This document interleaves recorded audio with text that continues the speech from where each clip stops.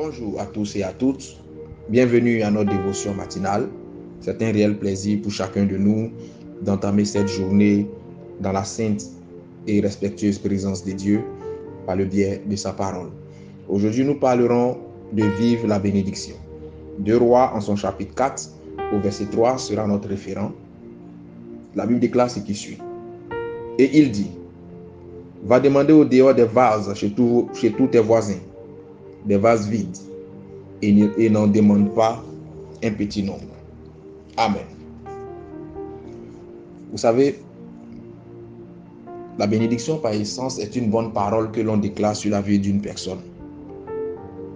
La bénédiction, dans son concept définitionnel, est une faveur, est une grâce, est un bien qui se produit dans la vie de quelqu'un.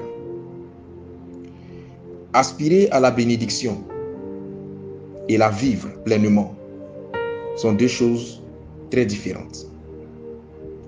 Tous ceux qui aspirent à la bénédiction ne la vivent pas forcément parce qu'ils croient que leur simple aspiration suffit. Le tout n'est pas d'aspirer à la bénédiction, croiser les bras, manger et dormir. Une aspiration sans effort ne donnera aucun résultat concret. Après avoir passé le cap de l'aspiration, joignez à votre aspiration l'effort.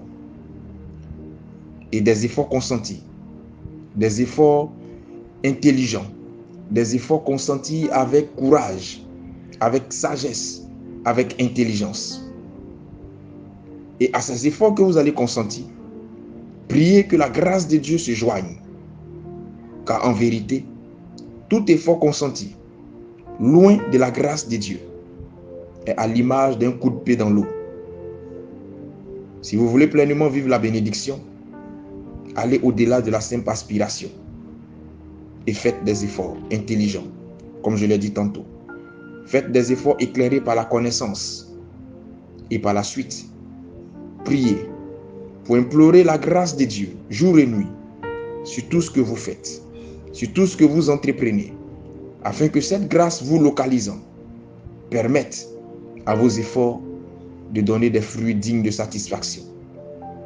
Ainsi, vous pourrez pleinement et durablement expérimenter et vivre la bénédiction. Comprenez ceci pour terminer. La bénédiction se résume à deux choses: l'effort intelligent et la grâce de Dieu. Beaucoup font des efforts intelligents et courageux, mais par manque de grâce, ces personnes ne vivent pas la bénédiction. Certains aspirent à la bénédiction sans effort et sans grâce. Ils n'ont pas cette bénédiction et ils ne la vivent pas non plus. Et il y a ceux-là qui aspirent à la bénédiction, qui font des efforts et qui implorent jour et nuit la grâce de Dieu. Ils vivent et ils expérimentent cette bénédiction au quotidien. Ma prière ce matin pour toi est que tu fasses des efforts. Ma prière ce matin pour toi est que la grâce te localise et que cette grâce t'accompagne dans tes efforts.